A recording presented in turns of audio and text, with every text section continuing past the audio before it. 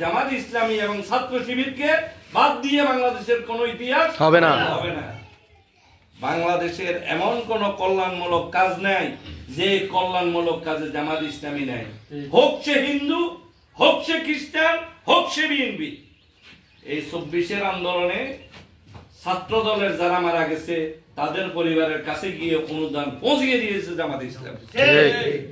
জামাত ইসলামী একমাত্র এই বাংলাদেশের সংগঠন যে সংগঠন বৈষম্য দূর করার জন্য কোন দল, কোন মত, কোন ধর্ম জামাত ইসলামী দেখে নাই। দেখছে? দেখে নাই। কিন্তু বিএনপির বন্ধুরা কি ভাবছে ছাত্র শিবিরের যারা শাহাদাত বরণ করছে তাদের বাড়িতে যাওয়া, তাদেরকে নিয়ে কোনো সান্ত্বনা দেওয়া, অনুদান তো দূরের কথা, সাধারণভাবে এই যে সোনাগাজীতে কিছুদিন আগে তারা কিছু অনুদান দিয়েছে, আমাদের 2 জন ভাই ছিল, তাদেরকে অন্য লোকে দাওয়াত দিছে, কিন্তু ম্যানেজমেন্ট থেকে কোনো দাওয়াত দেওয়া হয় নাই। তারা মনে করেছে একজন শহীদের ভাই ফেসবুকে স্ট্যাটাস দিয়েছে সোনাগাজীর, বলছে মনে করছি 24-এর যে গণ অভ্যুত্থান হয়েছে ছাত্র জনতা, সে অভ্যুত্থান ছিল ফ্যাসিস্টের পতন।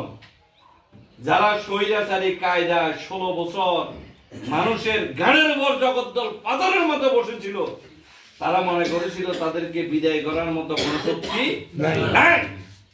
এই ধরনের ফ্যাসিস্টদেরকে ছাত্র জনতা রাজপথে মোকাবিলা করে তাদেরকে বিতাড়িত করেছে।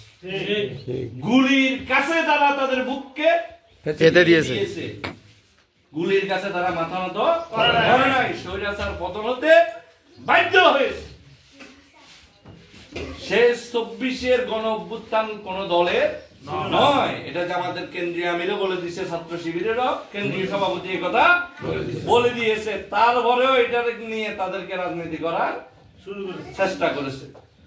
এই সমস্ত রাজনীতি এই দেশের জন্য কখনো কল্যাণ বয়ে আনবে না। ভালো কাজ সবাই, কোন দলের নয়, কোন আন্দোলন কোন একক দলের নয়। স্বাধীনতার সম্পদ এই দেশের আওয়ামী লীগ, ছাত্রলীগের নয়। স্বাধীনতার সম্পদ এই দেশের তৌহিদি জনতা। কিছু কিছু বুদ্ধিজীবী বুঝাইতে চায় স্বাধীনতা মানে ইসলামের বিরুদ্ধে, এটা নাকি?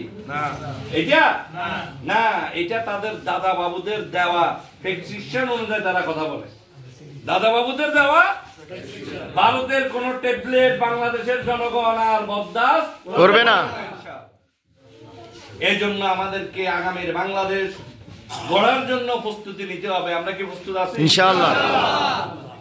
সর্বাত্মক প্রস্তুতি নিয়ে শুধু যদি কথা শুনে আমরা বাড়িতে চলে যাই, তাইলে এই দেশের জনগণকে যে কাঙ্ক্ষিত স্বাধীনতা পাওয়ার কথা জনগণের, সে স্বাধীনতা অর্জন করা সম্ভব নয়।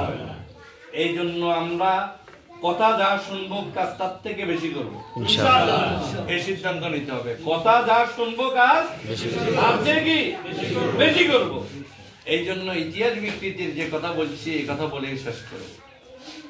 ৭১-এর ইতিহাস বিকৃতি করে শুধু জামাত ইসলামের বিরুদ্ধে লাগা দিচ্ছে, কথা ঠিক কিনা?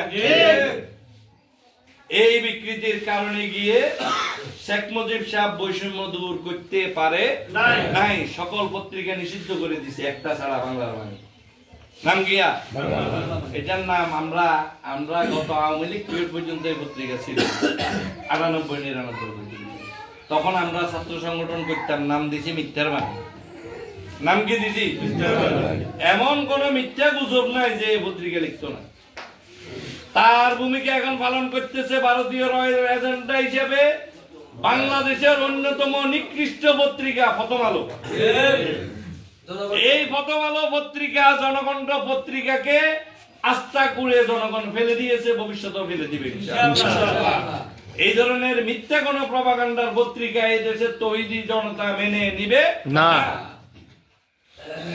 এরপরে শেখ মুজিব সাহেবের বৈষম্যের পরে শেখ মুজিব সাহেবের আওয়ামী লীগে ওনাকে হত্যা করছে না জামাত ইসলামী?